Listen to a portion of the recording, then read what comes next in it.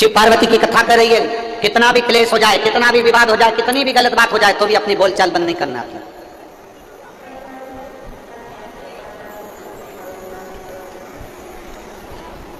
हम क्यों बंद करें?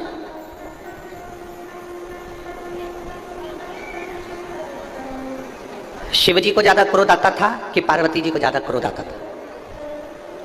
अब दोनों का संतुलन करिए जरा। अगर आप मां भवानी का दर्शन करोगे, कालका रानी का दर्शन करोगे, काली माता का दर्शन करोगे, चामुंडा का दर्शन करोगे, तो तुम्हें लगेगा कि किसको क्रोध ज्यादा आता है?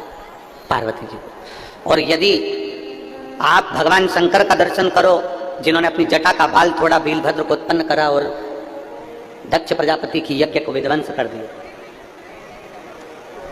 जिन्होंने क्रोध में आकर कामदेव को भस्म कर दिया, अगर आप दर्शन करेंगे तो फिर आपको लगेगा कि शंकर को ज्यादा क्रोध आता है।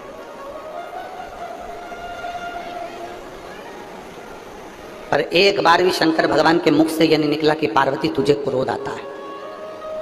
पार्वती जी ने एक बार भी मुख से यह नहीं कहा कि भोलेनाथ तुमको क्रोध आता है, क्योंकि ना शंकर भगवान को पार्वती में क्रोध नजर आ रहा है, ना पार्वती को शिव जी में क्रोध नजर आ रहा है। ये दोनों एक दूसरे में वात्सल्यता देख रहे हैं, क्योंकि जिसके अंदर जो भरा होता है सामने वाले में वो नजर आना प्रारंभ हो जाता है।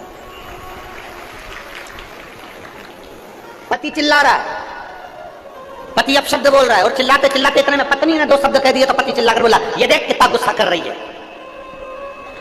अपने पति से ऐसे बात करना चाहिए। पति पत्नी से कह रहा है। अब यही बात अगर पत्नी पति से कह दे, तो तुम पहले अपने आप को तो देखो, तुम कितना गुस्सा कर रहे हो, तुम कितना क्रोध कर रहे हो। दुकान पर रहते हो तो अच्छे रहते हो, बाहर रहते हो तो अच्छे रहते हो, घर में आते हो तो इतना क्लेश करते हो। बस ये बात पत्नी ने कही, इतने में तो पति ने गाड़ी की चाबी ली, भुड़ भुड़ भुड़ भुड़ वो चल। फिर गलत किसने कहा? जरा विचार करिए, बच्चा जब छोटा रहता है तो हम कहते हैं कितना नटखट है। बोलो बोलो, जम के बोलो, एक बार बोल के बताओ, बच्चा कितना नटखट है।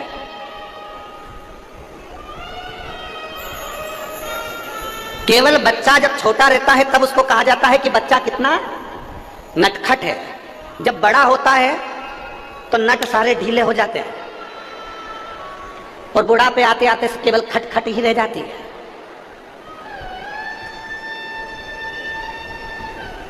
अब कोई बुढ़ापे में किसी बुढ़े व्यक्ति को 80 साल की अम्मा को कोई कह दे, अम्मा कितनी नटखट है। अब कोई कहे, हम हमारे जजमान को कह दे श्री ओम प्रकाश जी को कि ओम प्रकाश जी तुम कितने नटखट हो। अब कोई कहे, अवस्था में कोई नटखट कहेगा?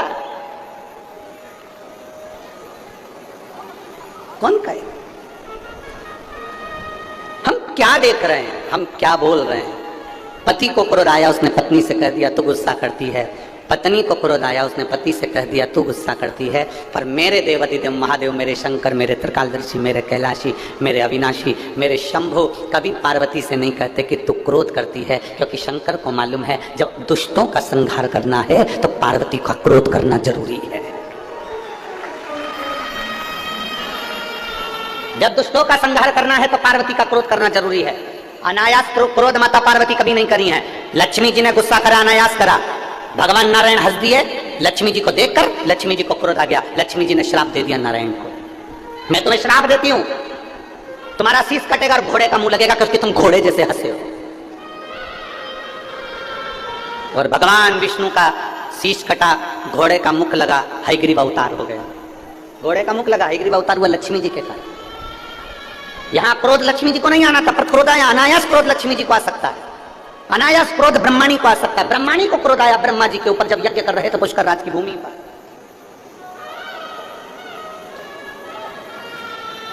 ब्रह्माणी को क्रोध आया जब पुष्कर राज की भूमि पर यज्ञ कर रहे थे और ब्रह्माणी के आने में देरी हो गई।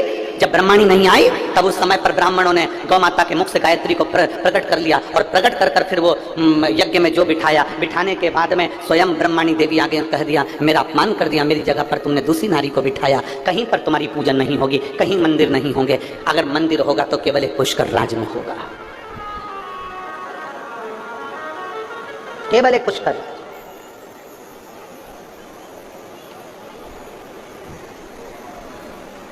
उसके सिवा कहीं मंदिर नहीं।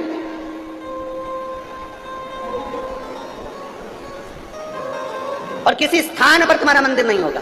जब ब्रह्माणी ने श्राप दिया तो ब्रह्मदेव कहते ब्रह्माणी तुम क्या बोल रही हो? ब्रह्माणी कहती है सुनो ब्रह्मदेव, सारे यज्ञ से बड़ा, सारे दान से बड़ा, सारे पुण्य से बड़ा एक पुण्य होता है और वो कन्यादान होता है। सारे यज्ञ से बड़ा, सारे दान से बड़ा, सारे पुण्य से बड़ा एक पुण्य होता है, वो कन्यादान होता है। इसके सिवा कोई दान बड़ा नहीं कन्यादान के आगे। इसलिए हम हमारी भारत माता की पुत्रियों से, भारत माता की बेटियों से प्रत्येक कथा में निवेदन करते हैं कि मेरी बेटियों, तुम कितनी भी ऊंची पढ़ाई करना, कितनी भी अच्छे ऑफिस में काम करना, पर अपने पिता को कन्यादान का मौका जरूर देना। हम हमारी बेटियों से कहते हैं कि आप कितने भी अच्छे पढ़ लो, अच्छे ऊंचे से ऊंचे स्कूल में पढ़ो, ऊंचे से ऊंचे कॉलेज में पढ़ो, अच्छी एजुकेशन आप धारण करिए, खूब अच्छे अच्छे अहदे पर, पद पर मेरी बेटियां बैठे, पर इतना याद रखना अपने पिता को कन्यादान का मौका जरूर देना। जरा सी चाउमीन के चक्कर में और 10 रुपए के पेट्रोल और डीजल के चक्कर में, भुड़ भुड़ के चक्कर में, किसी एरे गिरे नत्थु खेरे के चक्कर में मत जाना। अपने माता पिता को कन्यादान का मौका जरूर देना। ब्रह्माणी ने ब्रह्मदेव से कहा सबसे बड़ा दान कन्यादान होता है, सबसे बड़ा यज्ञ कन्या का विवाह होता है, सबसे बड़ा दान पुण्य अगर माना गया है तो कन्या का दान माना गया है। इसलिए आप जब इस पृथ्वी पर कन्यादान कर लोगे तब ब्रह्मदेव आपका मंदिर इस पुष्कर राज की धरा पर पूजनीय हो जाएगा, उस मंदिर का आनंद हो जाएगा। तब ब्रह्मदेव सतयुग त्रेता सब निकलता चले गया, द्वापर आ गया और ब्रह्मदेव ने विचार करा अब मैं किसका कन्यादान करूं। तब देव ऋषि नारद ने कहा, उसी पल उसी घड़ी देव ऋषि नारद ने कहा कि भगवान कृष्ण का प्रागट्य हुआ है और भगवान कृष्ण का प्रागट्य हुआ है और बरसाने की राधा रानी के साथ में बाल्य अवस्था में जिस विवाह को कोई नहीं जानता, केवल एक ब्रह्मदेव जानते हैं, केवल एक नारद जी जानते हैं, केवल एक राधा जानती है और केवल एक कृष्ण जानते हैं। बाल्य अवस्था में भगवान ब्रह्मदेव ने नारद जी की साक्षी में भांडीर वन में बैठकर राधा जी का कन्यादान कर दिया। तब जाके ब्रह्मदेव का पूजन पुष्कर राज की धरा पर प्रारंभ हो गया। तब जाकर सहजता नहीं है महाराज, उसको समझना। इस विवाह को केवल ब्रह्मदेव जानते हैं, इस विवाह को केवल नारद जी जानते हैं, इस विवाह को केवल अगर जानते हैं तो राधा और कृष्ण जानते हैं, इसके सिवा वो विवाह कोई नहीं जानता। वो गोपनीय विवाह जो भांडीर वन में किया गया। लक्ष्मी जी ने क्रोध करा भगवान नारायण को, घोड़े का मुख लगा। ब्रह्माणी ने क्रोध करा ब्रह्मदेव को, स्वयं पुष्कर राज में केवल पूजे गए, बाकी के कहीं नहीं पूजे गए। तो यहाँ मेरी पार्वती मैया अनायास क्रोध नहीं करती, मेरी पार्वती मैया हर कभी क्रोध नहीं करती। जहाँ क्रोध की जरूरत है वहाँ पार्वती जी क्रोध करती हैं। और आप कभी अनुभव करिएगा, मेरा बहुओं से निवेदन है, मेरा बेटियों से निवेदन है कि आप कभी अनायास क्रोध ना करें, हर कभी क्रोध ना करें। क्रोध का भी एक समय होता है, क्रोध पर थोड़ा सा कंट्रोल होना चाहिए। क्या होना चाहिए? जम के बोलो जरा, कंट्रोल। बेडरूम होता है घर में, बोलो बोलो जम के बोलो, वो मेरी परत बड़ा कीजिए, बोलो। घर में बेडरूम होता है, जम के तो बोलो। ड्राइंग रूम होता है, बाथरूम होता है, ठीक है। तो फिर घर में एक रूम कंट्रोल रूम भी होना चाहिए। बेडरूम है ना, इधर वाली चीज जरा बोलो तो बेडरूम है ना, ठीक है। ड्राइंग रूम है ना, वो जीजी हो है ना, बाथरूम है ना, तो फिर कंट्रोल रूम भी हो। जैसे गुस्सा आए उस रूम में जाकर बैठ जाओ, अपने आप को कंट्रोल करना प्रारंभ करिए।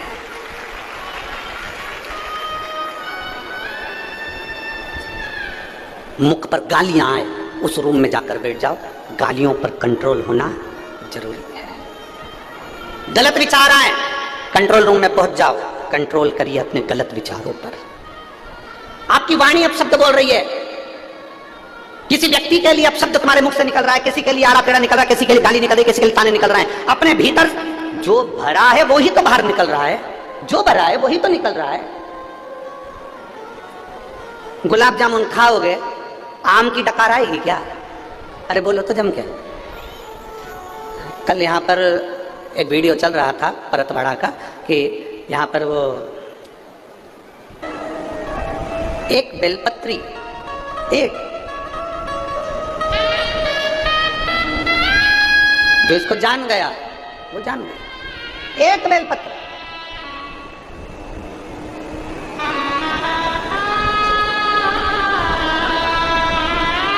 वो कहते हैं ना, दवा के साथ में दुआ की भी जरूरत पड़ती है।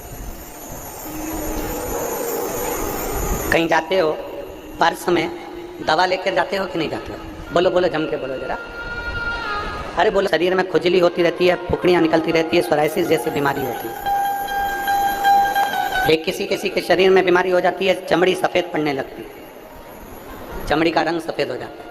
एक किसी किसी के शरीर में बीमारी होती है कि पूरे शरीर में चट्टे पड़ने लगते हैं। हम निवेदन करेंगे 21 सोमवार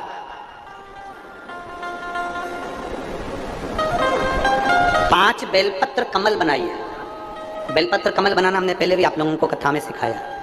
5 बेलपत्र लेना है, उसका कमल दल बनाना। कमल दल बनाने का एक एक जो बेलपत्र लेते जाते हैं, उस बेलपत्र को हम डंडी से जोड़ते हुए चलते रहते हैं। मतलब उसको कमल की तरह उसकी पंखड़ियों को गोल घुमाकर बेलपत्र को हम 5 बेलपत्र को जमा लेते हैं।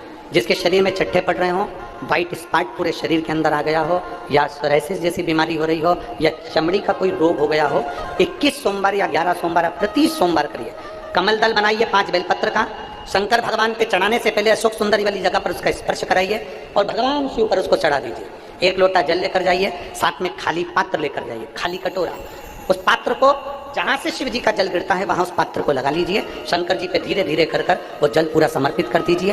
5 बेलपत्र को लेकर आ जाइए और वो जल लेकर आ जाइए जो पात्र में भरा हुआ है। 5 बेलपत्र एक ही दिन में सुबह से लेकर शाम तक के बीच में 5 बार उस बेलपत्र को खाना है और उस जल को 5 बार में पीना है। धीरे धीरे जैसे जैसे सोमवार तुम्हारे बढ़ते चले जाएंगे, वैसे वैसे वो सोराइसिस की बीमारी हो, चाहे चमड़ी का कैसा भी रोग हो, वो धीरे धीरे समाप्त होना प्रारंभ हो जाता है और वो बेलपत्र और वो जल काम करना प्रारंभ करता है। बेलपत्र और जल काम करना प्रारंभ करता है। बस उसका कमल दल बनना चाहिए। आगे आपको कमल दल बनाना, जम के बोलो जरा। जैसे एक बेलपत्री ली, दूसरी बेलपत्री लेंगे तो उसके दिशा चेंज करते जाएंगे, तीसरी लेंगे उसकी दिशा चेंज कर देंगे, चौथी लेंगे उसकी दिशा चेंज कर देंगे, 5वीं लेंगे उसकी दिशा चेंज कर देंगे। कमल की आकृति में उस बेलपत्री के भाग को घुमा कर रखा, फिर वो भगवान देवाधिदेव महादेव को समर्पित करेंगे। एक आनंद की अनुभूति करा। तुम रुका जी का नाम लेकर आप अगर कोई से भी भाव, हम फिर निवेदन करेंगे जिस नारी को संतान नहीं होती, सफेद आंकड़े की जड़ लेकर रजस्वला धर्म के 7वें दिन सफेद आंकड़े की जड़ को लाइए। शिव जी पे से तुम रुकेश्वर महादेव जी का नाम लीजिए। तुम रुका जी का 21 बार नाम लेकर घुमाकर नंदी के पास खड़े होकर लाल धागे में उसको कमर पर बांध लीजिए। शिव जी को रोज जल चढ़ाओ। मेरा देवाधिदेव महादेव संतान जरूर देता है, वो तुम रुकेश्वर महादेव।